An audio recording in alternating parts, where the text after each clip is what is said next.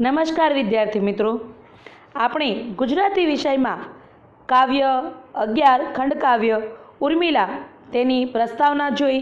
તેમાં આપણે કવિ પરિચય અને કાવ્યની પણ પ્રસ્તાવના જોઈ. હવે આપણે કાવ્યની શરૂઆત કરીશું. પ્રથમ પંક્તિઓ મંદાક્રાંતા છંદમાં છે. જોઈએ. શોકાવેશે હૃદય ભરતી, કંપતી ભીતિઓથી ને ચિંતાથી જ્વલિત બનતી, સંભ્રમે વ્યગ્ર થાતી.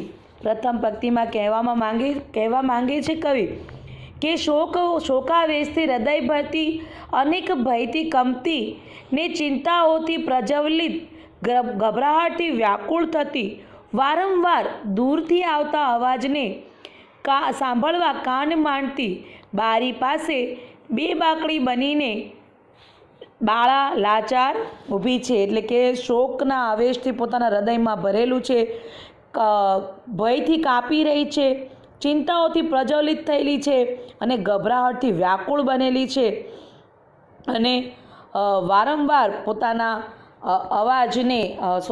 દૂરથી આવતા અવાજને તે બારીએ ઊભી રહી છે. એટલે કે અહીંયા બીજી પંક્તિઓમાં તે આવી જાય છે કે વારે વારે સ્વર સમજવા દૂર કંઈક કાન દેતી, ઊભી બાળા વિવશ બનીને બારીએ બહાવરી સી.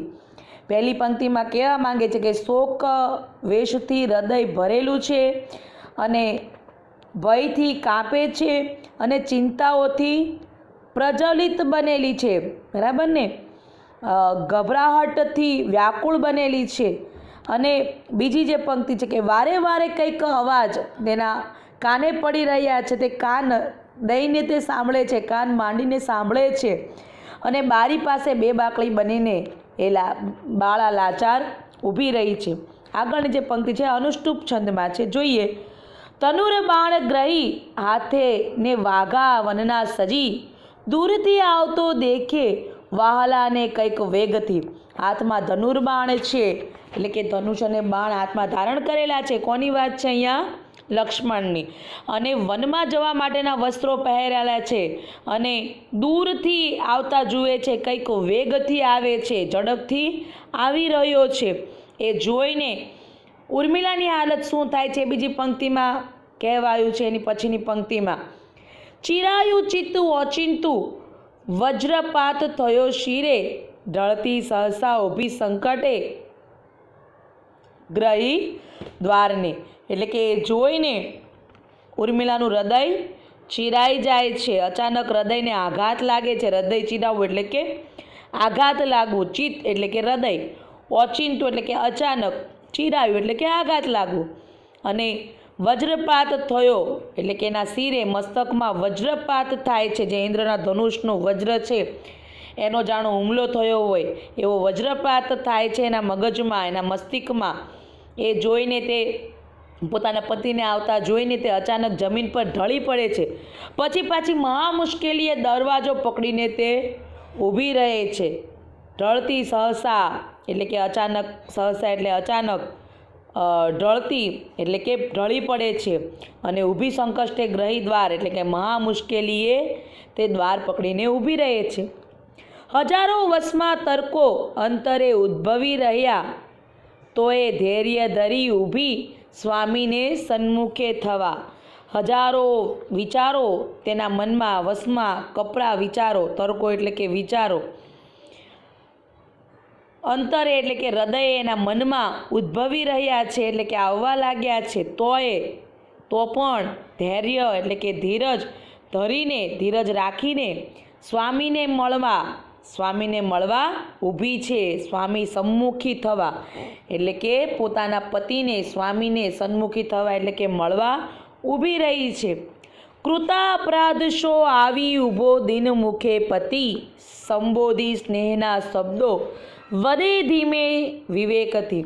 એટલે કે જાણે એણે અપરાધ કર્યો હોય, કોઈ એનાથી અપરાધ થયો હોય એવી રીતે દિન મુખે, રાખ મુખે, ગરીબ મુખે, ગરીબડા મુખે પતિ આવીને ઊભો રહ્યો છે. લક્ષ્મણની વાત થાય છે અને સ્નેહના શબ્દોથી સંબોધીને ધીમેથી વિવેકથી બોલે છે.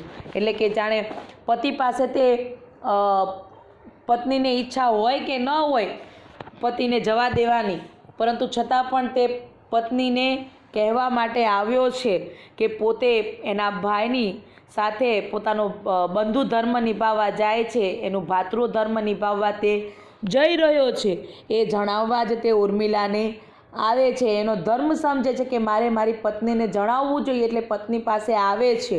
અને આ જોઈને પત્નીનું તો હૃદય ચીરાઈ ગયું છે. તેને તો અતિશય એના હૃદયમાં ખૂબ જ આઘાત લાગ્યો છે, અતિશય આઘાત લાગ્યો છે. ગમે તેમ માંડ કરીને તે દરવાજો પકડીને પતિને ખબર ન પડે તે રીતે ધીરજ રાખીને, એક રાજપૂતાણીની જેમ ધીરજ રાખીને તે એક ક્ષત્રિયની પત્નીની જેમ જ, એટલે કે પત્ની જ છે ક્ષત્રિયની, અને જેટલી ધીરજ તેમાં હોવી જોઈએ તેવી રીતે ધીરજ રાખીને તે ઊભી છે.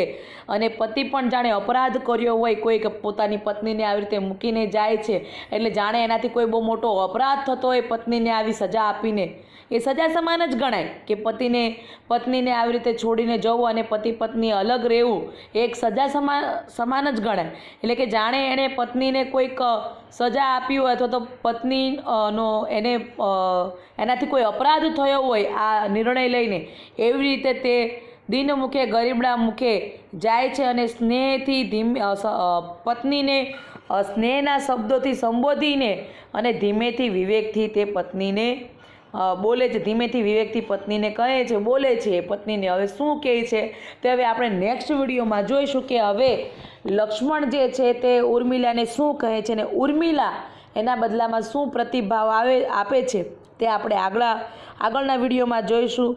જે શાર્દુલ વિક્રીડિતમાં આગળના જે પંક્તિઓ છે તે શાર્દુલ વિક્રીડિત છંદમાં છે, તે હવે આપણે આગળના વિડીયોમાં આગળની કાવ્ય પૂર્ણ કરીશું. અહીંયા સુધી આપણે જોયું કે પહેલી પંક્તિઓમાં ઉર્મિલાનું કરવામાં આવ્યું છે. ઉર્મિલા કેવી રીતે, એટલે કે ઉર્મિલાનું દ્રશ્ય બતાવવામાં આવ્યું છે કે ઉર્મિલા કેવી રીતે ઊભી છે એનું ચિત્રલેખન કરવામાં આવ્યું છે કે ઉર્મિલાનું હૃદય શોકથી ભરેલું છે, એટલે કે દુઃખથી ભરેલું છે, શોકાવેશ થયેલી છે, હૃદય ભરેલું છે, અનેક ભયથી તેનું કાપી રહી છે, ચિંતાઓથી પ્રજ્વલિત થઈ છે, ગભરાટથી વ્યાકુળ થઈ છે.